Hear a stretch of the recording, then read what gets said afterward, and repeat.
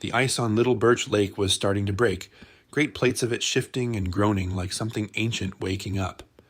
Frank Holloway sat on a bench outside the bait shop and listened to the sound, his coffee growing cold in his hands, his bike silent in the gravel lot behind him.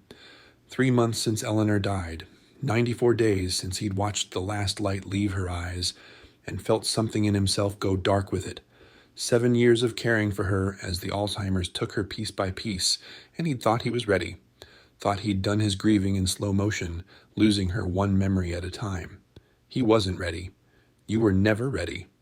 The bait shop was closed for the season, wouldn't open for another month, when the ice was fully out and the tourists came back with their fishing poles and their loud voices. Frank liked it better this way, quiet, empty. Nobody asking how he was doing or telling him Eleanor was in a better place now. He pulled out his wallet and looked at the note tucked behind his driver's license. Eleanor's handwriting from one of her last lucid days, when she'd surfaced briefly from the fog and known exactly who she was and who he was and what was happening to them. Frank, don't disappear when I'm gone. Promise me. The world still needs you, even if you can't see why. Love, E, he'd promised, but promises were easier to make than keep, and most days he couldn't remember why the world needed anybody, let alone a 62-year-old biker with bad knees and a heart full of holes.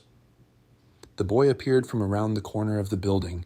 He was small, 7 or 8 maybe, with dark hair that stuck up in the back and a jacket that was slightly too big for him. He walked with a particular kind of focus, his eyes fixed on the ground in front of him, his lips moving silently like he was counting steps or reciting something only he could hear. Frank watched him approach. The boy didn't seem to notice he was there, just walked right up to the bench, stopped about 3 feet away, and stood staring at the lake. The ice is 47% broken, the boy said. I counted the pieces I could see. There are approximately 206, but some are too small to count accurately from this distance. Frank blinked. That so? Yes. The boy still wasn't looking at him. My name is Mateo. I'm 8 years and 4 months old. I like birds. Do you like birds? I guess I never thought much about it. You should think about it. Birds are important. Mateo finally turned his head, and Frank found himself looking into a pair of brown eyes that seemed to see too much and not enough at the same time. Why are you sad? The question hit Frank like a fist to the chest. He opened his mouth to deny it, to say he was fine, just tired, just thinking, but the words wouldn't come. This boy, with his matter-of-fact voice and his unsettling directness, had cut right through every defense Frank had spent 3 months building. My wife died, he heard himself say, a few months ago. Mateo considered this. That's a good reason to be sad. My dad died 2 years and 3 months ago. I was sad for a long time. Sometimes I'm still sad, but not as much. He paused. Do you want to see my feather collection? Frank stared at him. Your what? My feather collection. I have 47 feathers from 23 different species. I keep them in a box. My mom says I can't bring them to school because the other kids think it's weird, but I don't think it's weird. I think it's scientific. Before Frank could respond, a woman's voice cut across the parking lot. Mateo, where are you? She came around the corner of the bait shop at a near run, small, dark-haired, wearing scrubs like she'd just come off a shift. Her eyes went wide when she saw Frank, then wider when she saw her son standing 3 feet from a stranger in a leather cut. Mateo, come here, right now. I'm talking to the sad man, Mom. His wife died.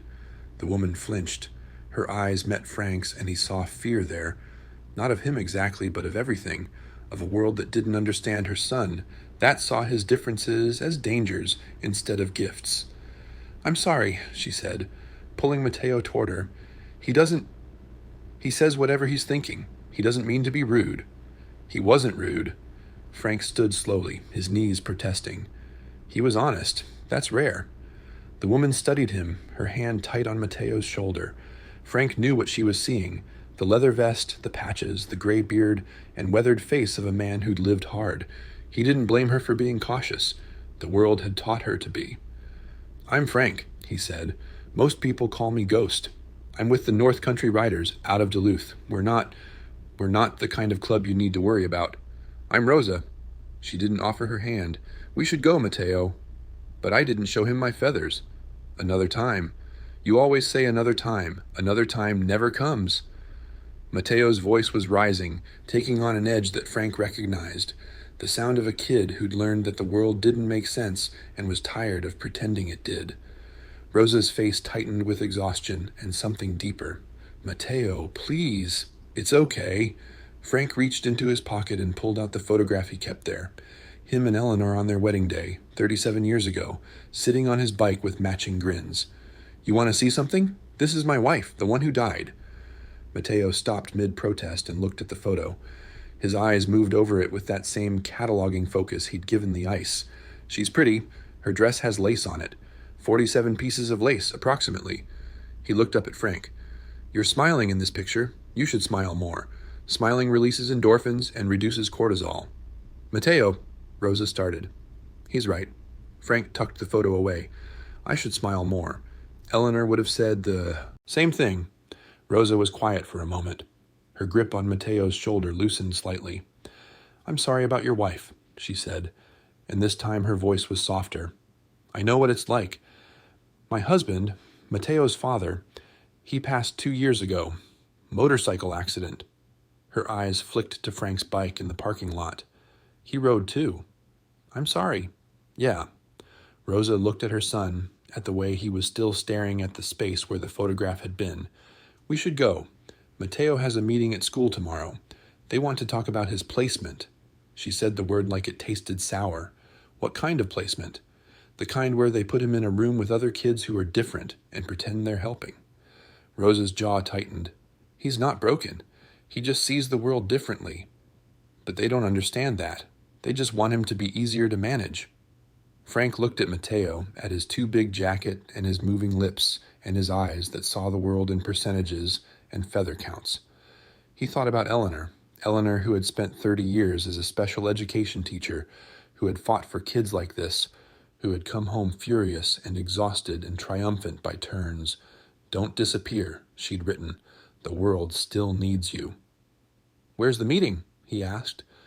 Rosa looked at him. Why?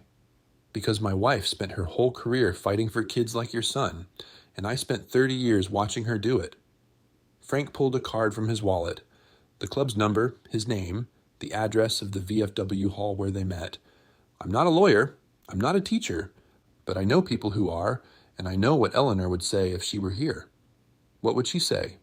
Frank looked at Mateo, who had wandered a few steps away and was counting something on his fingers, lost in his own world.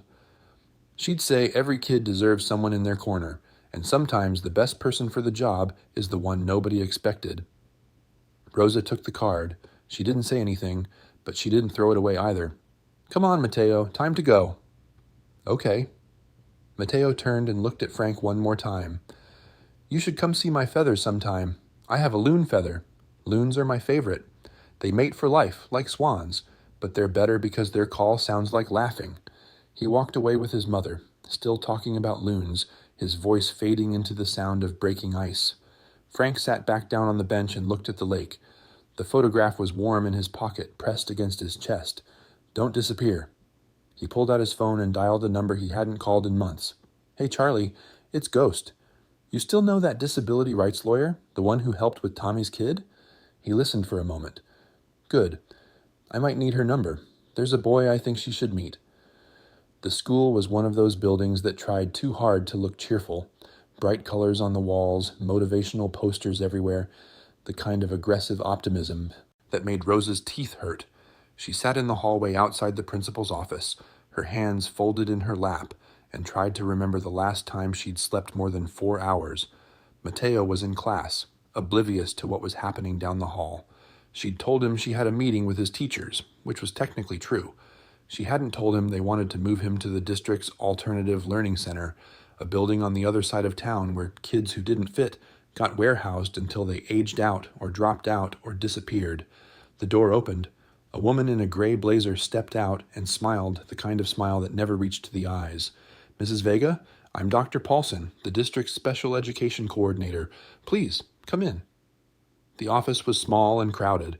Principal Morrison behind his desk, 2 teachers Rosa didn't recognize, and Dr. Paulson settling into a chair like she owned the room. Rosa took the only empty seat and felt the weight of their eyes. "Thank you for coming," Dr. Paulson said. "We wanted to discuss Mateo's progress and explore some options that might better serve his needs." "His needs are being served fine. Mrs. Vega." Principal Morrison leaned forward, his voice carrying the patient condescension of a man who'd explained difficult things to difficult parents too many times. "Mateo is a bright boy. Nobody's disputing that, but his behaviors are becoming increasingly disruptive. He had 3 incidents last week alone." "Incidents?" Rosa's jaw tightened. "You mean he corrected a teacher who gave wrong information about bird migration patterns, and he had a meltdown when the fire alarm went off without warning, and he refused to participate in group work because his partner kept touching his materials." "Those are the incidents, yes." "Those aren't incidents. Those are a kid with sensory processing differences trying to survive in an environment that wasn't built for him." Rosa heard her voice rising and forced it back down. "He has an IEP. The accommodations are supposed to help with exactly these situations." Dr. Paulson opened a folder. The IEP was designed for a student who could be mainstreamed with supports. What we're seeing suggests that Mateo might benefit from a more structured environment. The Alternative Learning Center has smaller class sizes, specialized staff. The ALC is where you put kids you've given up on. "That's not fair, Mrs. Vega. I'm a nurse at Mercy General. I've seen the kids who come out of that program. I've seen what it does to them." Rosa's hands were shaking. She pressed them flat against her thighs. "My son is not broken. He's not a problem to be solved. He just needs people who are willing to meet him where he is instead of punishing him for being different." The room was quiet. Principal Morrison exchanged a glance with Dr. Paulson. "We're not trying to punish anyone," Dr. Paulson said, "but we have to consider the needs of all our students. Mateo's outbursts are affecting the learning environment for his peers. We have an obligation. You have an obligation to educate my son. That's the law. And we're trying to fulfill that obligation by recommending a placement that might better suit his needs." Dr. Paulson's smile didn't waver. "The ALC has an opening. We'd like to begin the transition next month." Rosa stood. Her chair scraped against the floor, too loud in the small room. "No. Mrs. Vega," I said no. "You want to move my son, you'll have to go through due process. I know my rights. I know his rights. And I know that what you're doing right now is trying to push out a kid who inconveniences you." She grabbed her purse. "We're done here." She made it to the parking lot before the tears came. Sitting in her car, hands gripping the steering wheel, Rosa let herself fall apart for exactly 3 minutes. That was the rule she'd made after Miguel died. 3 minutes to feel it, then put it away and keep moving. Mateo needed her functional. Mateo needed her strong. But God, she was so tired of being strong. Her phone buzzed. A text from an unknown number. "This is Frank Holloway, Ghost. The lawyer's name is Helen Birch. She wants to meet with you. Call when you're ready." Rosa stared at the message. She'd thrown away the card he'd given her, had told herself she didn't need help from strangers, especially strangers in motorcycle clubs, but somehow he'd gotten her number anyway. She should be angry. She should block him and forget this ever happened. Instead, she saved the contact and drove home. That night, after Mateo was in bed, Rosa sat at the kitchen table with a glass of wine she couldn't afford and a stack of papers she couldn't understand. IEP documents, district policies, legal rights she was supposed to have but didn't know how to use. Miguel had always handled this stuff. He'd been the one who went to meetings, who argued with administrators, who refused to let anyone write their son off. Now it was just her, and she was drowning.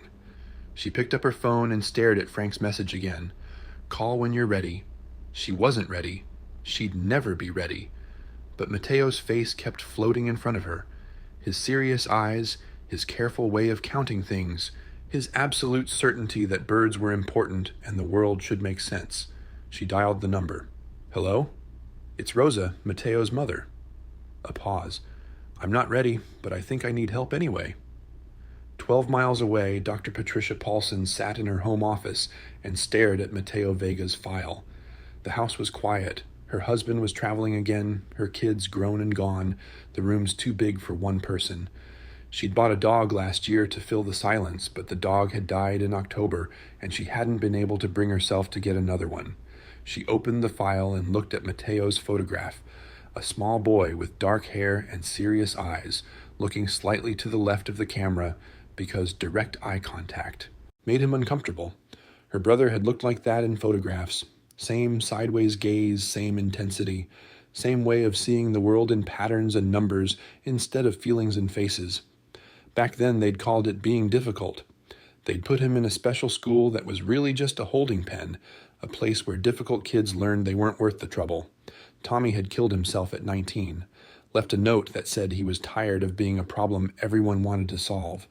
Patricia had gone into special education because of Tommy, had spent 20 years fighting for kids who reminded her of him, building programs, training teachers, trying to create the kind of support that might have saved her brother, but somewhere along the way, the fighting had turned into managing. The programs had become checkboxes, the kids had become case files, problems to be processed rather than people to be understood. She looked at Mateo's photograph and saw Tommy looking back at her. The ALC wasn't a death sentence. She told herself that. Good things happen there sometimes. Kids got help they couldn't get in mainstream classrooms, but she also knew the statistics. She knew what happened to kids who got tracked into alternative placements, the graduation rates, the employment outcomes, the quiet way they disappeared from the system and never came back. Patricia closed the file and poured herself a drink. Tomorrow she'd go back to the office and do her job. She'd recommend the placement because the data supported it, and the teachers were struggling, and the district needed solutions that looked good on paper. But tonight, she'd sit with Tommy's memory and wonder when she'd become the kind of person she'd promised herself she'd never be. Frank met Rosa at a coffee shop halfway between their towns. She looked worse than she had at the lake. Deeper circles under her eyes, a tightness around her mouth that spoke of too many battles fought alone. He slid a folder across the table. Helen Birch looked at your case. She says you've got options. Rosa didn't touch the folder. What kind of options? The district's trying to push a placement change without following proper procedure. They're supposed to do an evaluation, get your consent, give you time to respond. They're skipping steps because they think you don't know any better. Frank tapped the folder. Helen's written up a letter outlining the violations. If you want, she'll send it on your behalf. That usually slows things down. And then what? Then we buy time. Time to get Mateo a proper evaluation by someone who actually understands how he thinks. Time to build a case for the accommodations he really needs. Frank leaned back. Helen's good at this. She's got a kid on the spectrum herself. She fights for these families because she knows what's at stake. Rosa was quiet for a long moment. Her fingers traced the edge of the folder without opening it. Why are you doing this? I told you. My wife. Your wife is dead. The words came out harsh, and Rosa flinched at her own cruelty. I'm sorry. I didn't mean... It's okay. Frank pulled out Eleanor's note, worn soft from handling, and set it on the table. She wrote this near the end. When she still knew who she was, she told me not to disappear, told me the world still needed me. He looked at Rosa. I didn't believe her. Spent 3 months sitting by that lake, trying to figure out why I should keep going. Then your son walked up and asked me why I was sad. Rosa's eyes were wet. She blinked hard, refusing to let the tears fall. He does that. Says exactly what he's thinking. It gets him in trouble. It's not trouble. It's truth. Frank picked up the note and tucked it away. Eleanor would have loved him. She would have fought for him. And since she can't, he shrugged. I figured I'd do it for her. Rosa finally opened the folder. She read for a long moment, her lips moving slightly. This is really good, she said quietly. This lawyer, Helen, she really knows what she's doing. She does. I can't afford her. She's not charging. Pro bono. She does a few cases a year for families who need it. Frank smiled slightly. The club connected her with some donors. Turns out there are a lot of people who want to help kids like Mateo. They just need someone to point them in the right direction. Rosa closed the folder and looked at him. The suspicion was still there, but underneath it was something else. The first fragile shoots of hope pushing up through frozen ground. Okay, she said. Tell me what I need to do. Helen Birch's letter arrived at the district office on a Tuesday morning. By Tuesday afternoon, Rosa's phone was ringing. Mrs. Vega, this is Principal Morrison. We need to schedule an emergency meeting regarding your son. I have nothing to say to you without my advocate present. Your advocate. A pause, weighted with something Rosa couldn't name. Mrs. Vega, I'm trying to help you. Getting lawyers involved. That's not going to make this easier for anyone, especially not for Mateo. I'll have Helen contact you to schedule a meeting.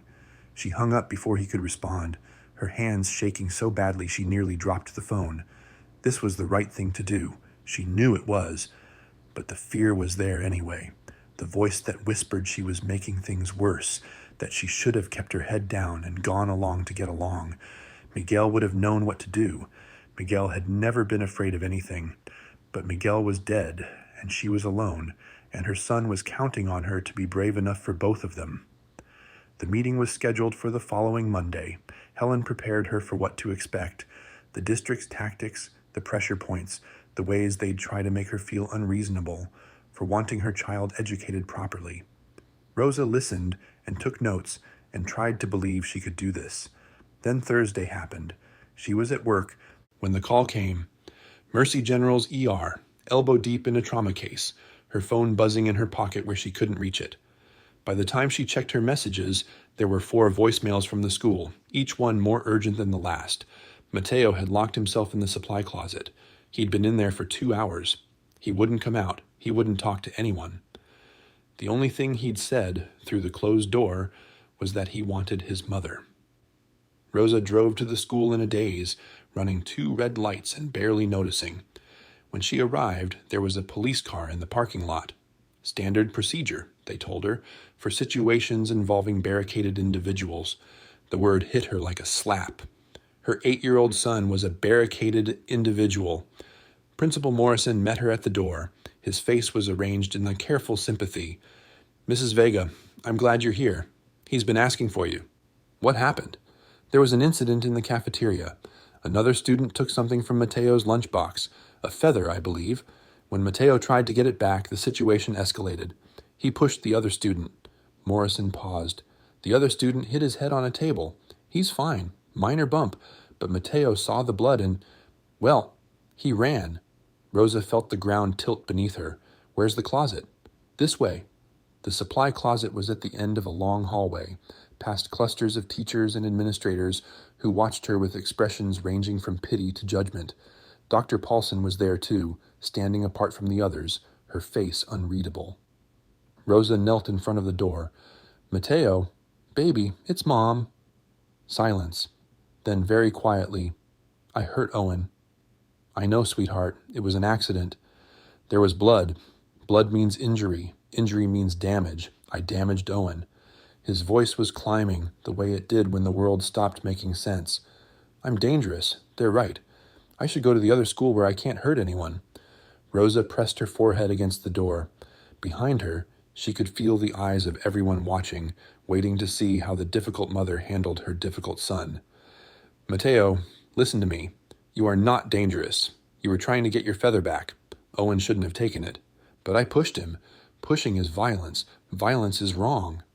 Sometimes people do wrong things when they're scared or upset. That doesn't make them bad people. It makes them human." Rosa's voice broke. "Please come out, baby. I'm right here. I'm not going anywhere." The silence stretched. Rosa could hear Morrison murmuring something to Dr. Paulson, could feel the weight of their judgment pressing down on her. Then the door clicked open. Mateo was curled in the corner, his knees pulled to his chest, his face streaked with tears. In his hand, he clutched a single feather, the loon feather, the one he'd told Frank about. He must have brought it to school in his lunchbox, his most precious thing, and someone had tried to take it. Rosa crawled into the closet and pulled him into her arms. He didn't resist, just went limp against her, the fight drained out of him. "I want to go home," he whispered. "Okay, baby, let's go home."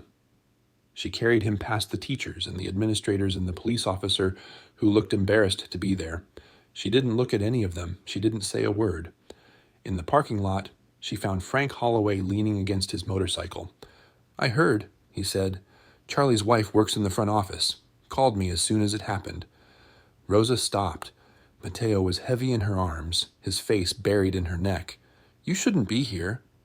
"Probably not. I don't need—" Her voice cracked. She tried again. "I don't need you to rescue me. I'm handling this." Frank looked at her for a long moment. Then he looked at Mateo, at the feather still clutched in the boy's hand, at the exhaustion carved into every line of Rosa's face.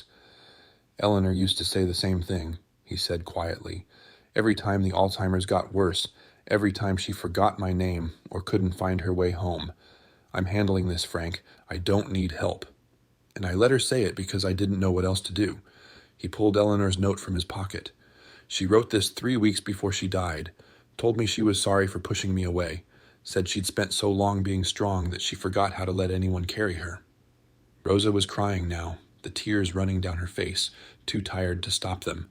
I can't do this anymore, she said. I can't fight them alone. I thought I could, but I can't. Then don't. What? Frank stepped closer. The meeting on Monday, you don't have to walk in there alone. Helen's going to be there. And if you want, I'll be there too. And some of my brothers. The North Country Riders take care of our own, and as of right now, you and Mateo are our own. Why? You barely know us. Because your son asked me why I was sad, and no one had asked me that in 3 months. Because he looks at the world and sees things the rest of us miss. Because Eleanor would have loved him, and I'm trying to do what she would have done. Frank's voice was rough. Let me help, please. Mateo lifted his head from Rosa's shoulder. His eyes were red, his face blotchy, but he was looking at Frank with something like recognition. You're the sad man from the lake. That's right. Are you still sad? Frank considered the question with the seriousness it deserved. Sometimes, but less than I was. Mateo nodded as if this made perfect sense. Then he held out the loon feather. This is my favorite. You can hold it for a while. It helps when you're sad. Frank took the feather carefully, like it was made of glass. He turned it over in his fingers, studying the pattern of gray and white. Thank you, Mateo. You're welcome. Mateo put his head back on Rosa's shoulder. Mom, I'm tired. I know, baby. Let's go home. She looked at Frank one more time.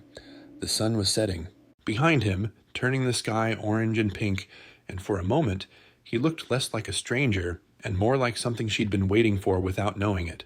Monday, she said. I'll see you Monday.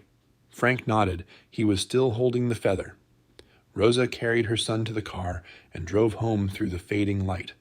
In the rearview mirror, she could see Frank's motorcycle following at a distance.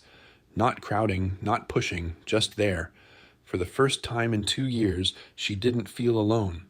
That night, after Mateo was asleep, she sat at the kitchen table and made a list of everyone who had offered to help since Miguel died. It was longer than she expected. Neighbors, co-workers, members of Miguel's old club who had drifted away when she stopped returning calls. She'd pushed them all away, every single one. I'm handling this. I don't need help. Rosa looked at the list for a long time. Then she picked up her phone and started making calls. Monday arrived cold and gray, the kind of Minnesota morning that made everything feel heavier than it should.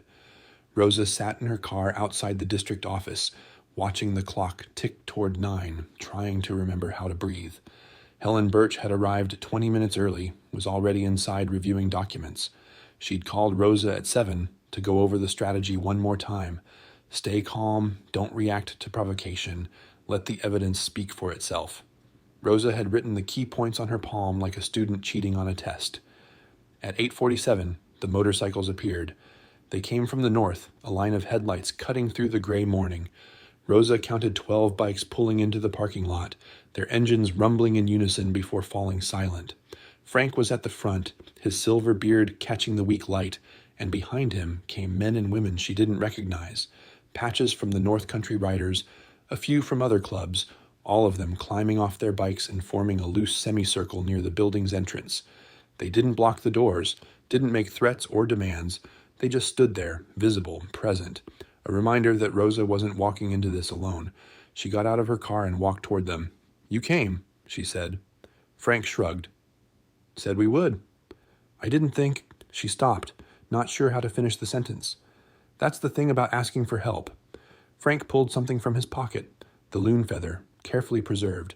Sometimes people actually show up. He handed her the feather. Rosa held it for a moment, feeling its weight, thinking about Mateo's face when he'd offered it to Frank. He wanted you to have this. He wanted me to hold it for a while. There's a difference. Frank nodded toward the building. Go fight for your son. We'll be here when you're done. Rosa tucked the feather into her jacket pocket and walked inside. The conference room was larger than the one they'd used before. Long table, uncomfortable chairs, a window that looked out on the parking lot where 12 bikers stood like statues in the cold. Principal Morrison was there, and Dr. Paulson, and 3 people Rosa didn't recognize: a district lawyer, a representative from the school board, and someone taking notes in the corner. Helen Birch sat at the far end of the table, her files spread out in front of her, her expression calm and focused. "Mrs. Vega." Principal Morrison gestured to an empty chair. "Please, sit down." Rosa sat. Through the window, she could see Frank watching the building, his hands in his pockets, his breath forming clouds in the cold air. "Before we begin," the district lawyer said, "I want to acknowledge that last week's incident has complicated matters. The other students' parents are considering filing a complaint. Given the circumstances, the district feels that an expedited transfer to the Alternative Learning Center is in everyone's best interest. The circumstances being that a child with sensory processing differences had a meltdown after another student took his property." Helen's voice was even, almost pleasant. "Is that the district's position? That victims of theft should be punished for defending themselves? No one is calling Mateo a victim. Then what would you call a child whose belongings were taken, whose distress was ignored, and who is now being blamed for the predictable consequences?" Helen opened a folder. "I have statements from 3 witnesses who confirm that Owen Marsh took a feather from Mateo's lunchbox, that Mateo asked for it back multiple times, and that Owen refused. I also have documentation showing that Mateo's IEP specifically addresses his need for consistent routines and personal boundaries, accommodations that were not being enforced at the time of the incident." The room was quiet. Principal Morrison shifted in his chair. "The IEP is under review. The IEP is a legal document. It's not under review. It's in effect until a new one is properly developed with parental consent." Helen pulled out another sheet. "Which brings me to the procedural violations. The district has failed to provide Mrs. Vega with required notice of proposed changes, failed to conduct a proper evaluation before recommending a change in placement, failed to offer mediation or due process rights." She set the paper down. "Any one of these violations would be grounds for a complaint to the state. Together, they suggest a pattern of institutional negligence." The district lawyer's face had gone tight. "Ms. Birch, we're trying to find a solution that works for everyone." "Then find one that doesn't involve warehousing an 8-year-old because he's inconvenient." Helen's voice hardened. "Mateo Vega is a bright, capable child with specific needs that are not being met. That's not his failure. It's yours.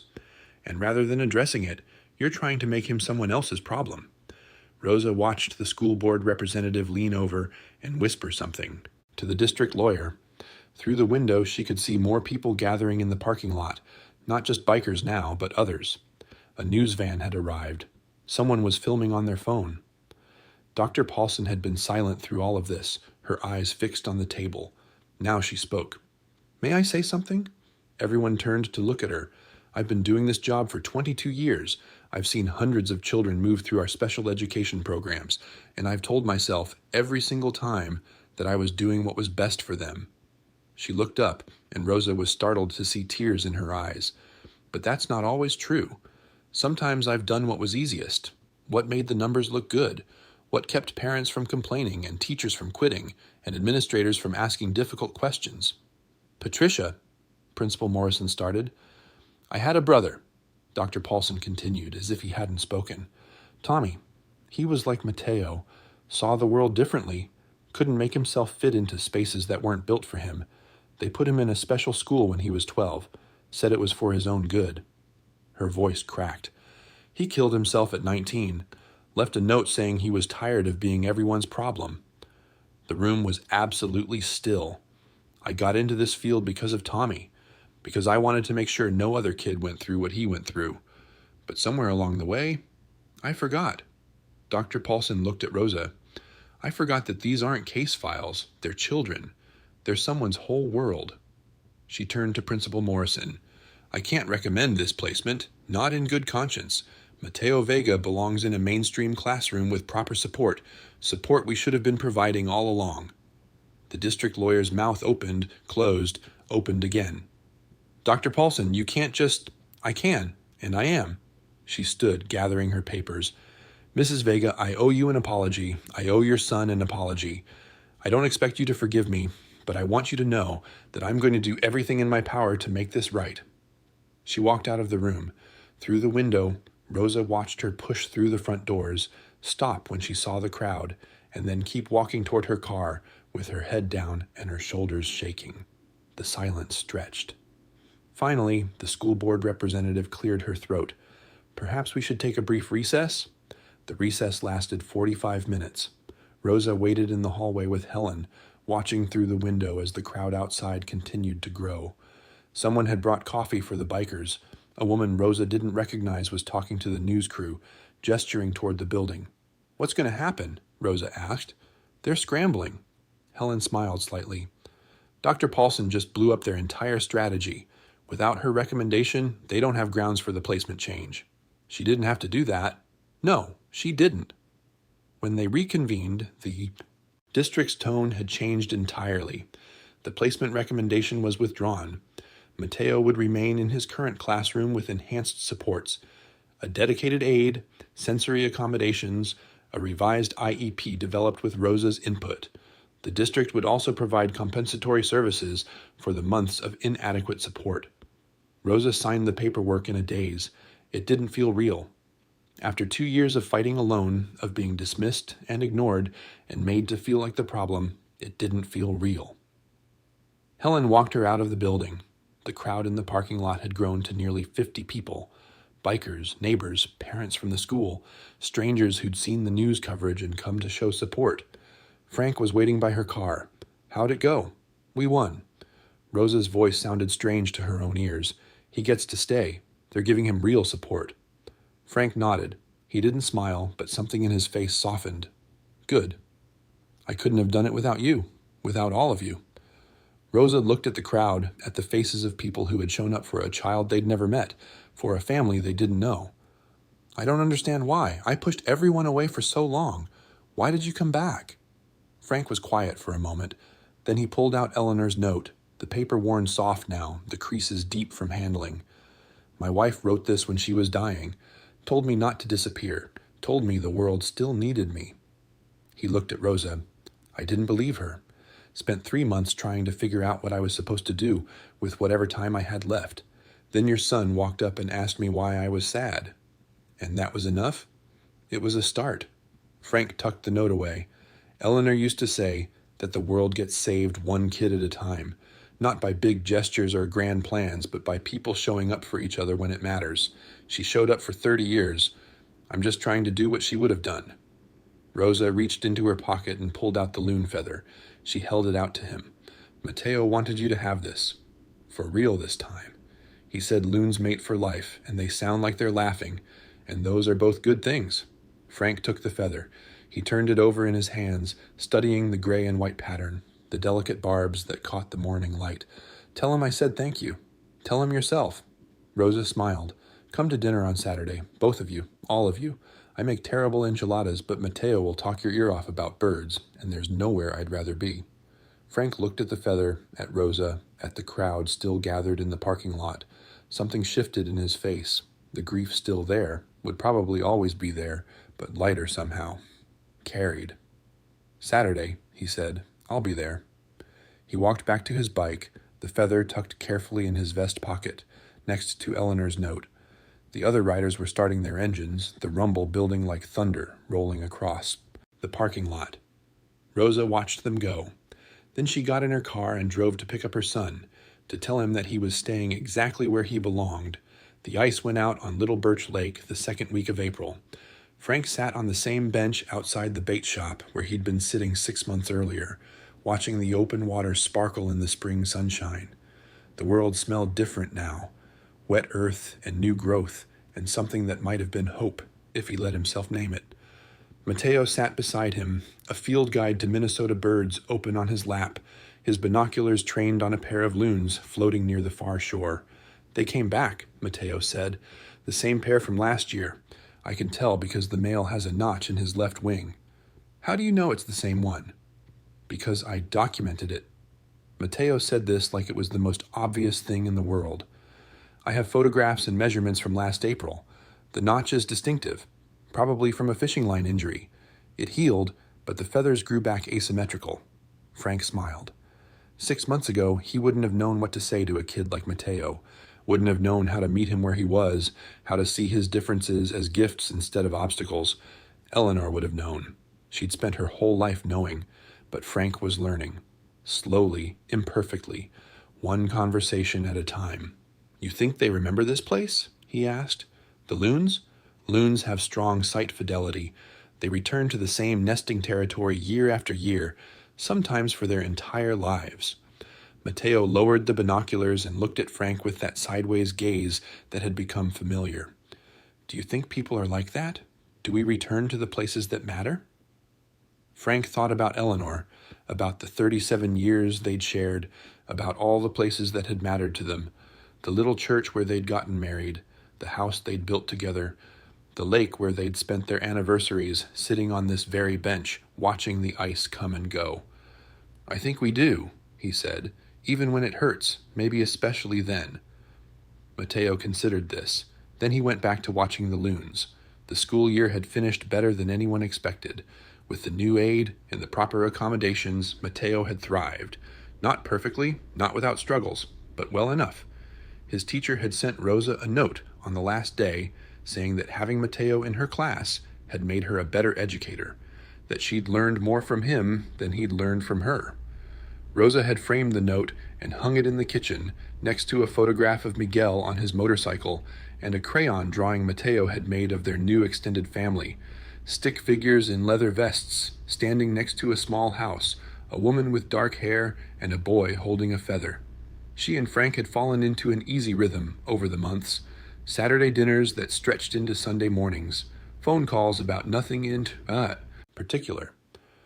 A friendship that neither of them had expected, but both of them needed. There was no romance in it. They were both too bruised for that, too aware of what they'd lost. But there was something that mattered just as much. Presence, steadiness, the knowledge that someone would answer when you called. The North Country Riders had unofficially adopted Mateo as their mascot. He attended their monthly meetings at the VFW hall, sitting in the corner with his sketch pad, drawing pictures of motorcycles and birds while the adults discussed club business. The bikers had learned to accommodate his needs without making a fuss, keeping the noise level manageable, giving him space when he needed it, letting him info dump about migration patterns when the mood struck. In return, Mateo had taught them things they didn't know they needed to learn: patience, attention, the art of seeing the world through different eyes. Dr. Patricia Paulson had resigned from the district at the end of the school year. Frank had heard she'd taken a job with a nonprofit that advocated for neurodivergent children. Less money, more meaning. She'd sent Rosa a letter apologizing again for how things had been handled, and Rosa had written back. They weren't friends exactly, but they'd found a kind of peace. Some wounds healed, some just scarred over. Either way, you kept moving. Frank still visited Eleanor's grave every Sunday. He'd tell her about Mateo's latest obsession, about Rosa's terrible enchiladas, about the way the club had changed since he'd started bringing a kid around. He didn't know if she could hear him, didn't know if anything waited on the other side of death, but the talking helped, and that was enough. He'd stopped asking why he should keep going. The question had answered itself somewhere along the way, not with words, but with moments. A boy asking why he looked sad, a mother learning to accept help. A feather passed from hand to hand like a promise. "The world still needs you," Eleanor had written, "even if you can't see why." He could see it now, not all of it, not clearly, but enough. Enough to keep waking up, enough to keep showing up, enough to keep sitting on this bench with a boy who saw the world in percentages and feather patterns and who had, without meaning to, taught an old man how to live again. "Frank?" Mateo's voice pulled him back to the present. "Yeah? My dad used to take me fishing here, before he died. I don't remember much about it, but I remember the sound the line made when he cast it, and the way he laughed when I got scared of the worms." Mateo was still watching the loons, his voice matter of fact. "I think about him sometimes. Not as much as I used to. Is that bad?" Frank felt the familiar ache in his chest. The grief that never fully went away, just changed shape over time. "No," he said. "It's not bad. It means you're making room for new things. Doesn't mean you love him any less." "Do you still think about Eleanor?" "Every day." Does it still hurt? Frank considered the question. The loons were calling to each other now, their voices rising and falling in that strange, laughing cry that had given them their name. Sometimes, he said, but it's a different kind of hurt now, more like missing a part of yourself that you know you'll never get back. You learn to live around it. Mateo nodded slowly, processing this in his careful way. Then he reached into his jacket pocket and pulled out a small box. I found another loon feather. Last week on the North Shore, I was saving it. He opened the box and held it out. I want you to have it, to go with the other one. Frank looked at the feather, gray and white, slightly smaller than the first one, but just as perfect. Are you sure? Yes, Eleanor would have liked loons. They mate for life and they always come back. Mateo closed the box and pressed it into Frank's hands. That's what you do too. You come back. Frank's throat tightened. He thought about all the ways he'd almost disappeared. The dark months after Eleanor died, the empty hours, the silence that had nearly swallowed him whole. He thought about a boy walking up to a bench and asking the one question nobody else would ask. Why are you sad? Such a simple thing, such a small act of seeing. He tucked the box into his pocket next to Eleanor's note, next to the first feather that had started all of this. Thank you, Mateo. You're welcome. Mateo picked up his binoculars again, already moving on, already looking for the next thing worth seeing. The loons are building their nest. We should come back next month. I want to count the eggs. Frank smiled. The sun was warm on his face. The lake was bright with new light, and somewhere out on the water, 2 birds were building something that would last. Next month, he said, I'll be here. Sometimes the smallest question opens the biggest door. All it takes is one person willing to ask and another willing to answer. If this story moved you, subscribe so you never miss one. And tell us in the comments, what's the question someone asked that changed your life?